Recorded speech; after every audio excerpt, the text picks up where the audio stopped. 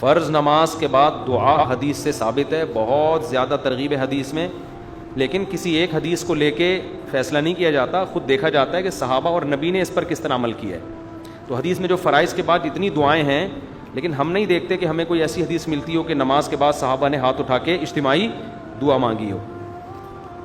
بالفرض اگر ایک آدھ واقعہ ہے بھی تو ایک آدھ دفعہ ہے نا. یہ عمل تو 5 ٹائم ہوتا تھا، اس کی تو کثیر روایات ہونی چاہیے تھی نا. جو عمل بار بار ہو رہا ہے تو اس میں ایک روایت کیوں ہے؟ تو اس لیے، اور پھر فقہ کی کتابوں میں بھی، کیونکہ فقہ تو قرآن و حدیث ہی کا نچوڑ ہے، تو فقہ کی کتابوں میں بھی نہیں ملتا. جو عربی کتابیں ہیں، جو فقہ کی اصل کتابیں ہیں، جو صدیوں پہلے لکھی گئی ہیں، ان میں بھی تذکرہ نہیں ملتا. ان باتوں کی بیس پہ لوگ مجھے کہتے ہیں یہ تفردات کرتا ہے، پوری قوم سے ہٹ کے مسائل بیان کرتا ہے. تو میں پوری قوم سے ہٹ کے نہیں، میں وہ بتا رہا ہوں جو پوری قوم کے مسائل ہیں، صدیوں سے کتابوں میں اسی طرح چلے آ رہے ہیں. تو آپ دکھا دو، ہدایہ میں دکھا دو، رد المحتاج، حدیث میں تو ہے ہی نہیں نا. تو آپ فقہ کی طرف اگر آتے ہو تو فقہ شافعی میں دکھا دو، فقہ مالکی میں دکھا دو، فقہ حنبلی میں دکھا دو، فقہ حنفی میں دکھا دو، لیکن فقہ حنفی کی عربی کتابوں میں، اردو میں نہیں.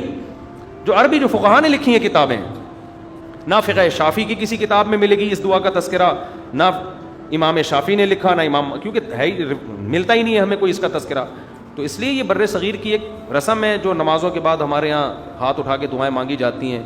پھر اس کا خام میں دفاع بھی لوگ شروع کر دیتے ہیں، اس کو دیوبندیت کا مسئلہ بنا لیتے ہیں. تو ایسا کرو گے تو کوئی بھی نہیں آئے گا میرے بھائی، ٹھیک ہے نا؟ ایسا کرو گے تو کوئی بھی نہیں آئے گا. تو حضرت مفتی محمد شفیع صاحب رحمۃ اللہ علیہ، جو حضرت مفتی تقی عثمانی صاحب کے والد تھے، ان کا پورا رسالہ اجتماعی دعا کے بارے میں، وہ پڑھ لیا کریں. مجھے یہ ہوتا ہے کہ لوگ نا مجھے تختہ مشق بنا رہے ہیں یوٹیوب پہ کہ یہ الگ ہی کوئی فرقہ پیدا ہوا ہے، یہ کوئی الگ ہی چل رہا ہے. بھائی آپ اپنے اکابر کی، جو ہمارے بھی اکابر ہیں، انہی کی کتابیں اٹھا کے دیکھ لیں.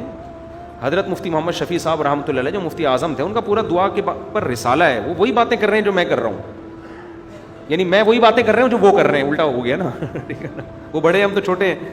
تو پھر بھی ہم یہ اس میں اعتدال کے وہ ہے کہ آپ اماموں پہ فتوے نہ لگائیں، جا کے مسجدوں میں فساد پیدا نہ کریں. کوئی کر رہا ہے تو کرنے دیں اس کو، بدعتی نہ کہیں اس کو، ٹھیک ہے؟ ان کی اپنی کوئی دلیل ہوگی. ہم تو صرف یہ کہہ رہے ہیں ہمیں برا بلا نہ کہیں اس مسئلے کی وجہ سے.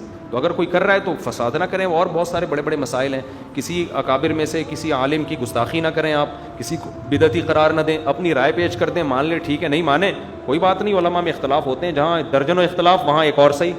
ایسا کون سا گھبرانے والی بات ہے بھائی؟ اور بہت سارے مسائل میں اختلاف ہے یا نہیں ہے، تو ایک اور صحیح، اس میں کیا ہو گیا؟ اور بھائی مارکیٹ میں کوئی نیا مسئلہ؟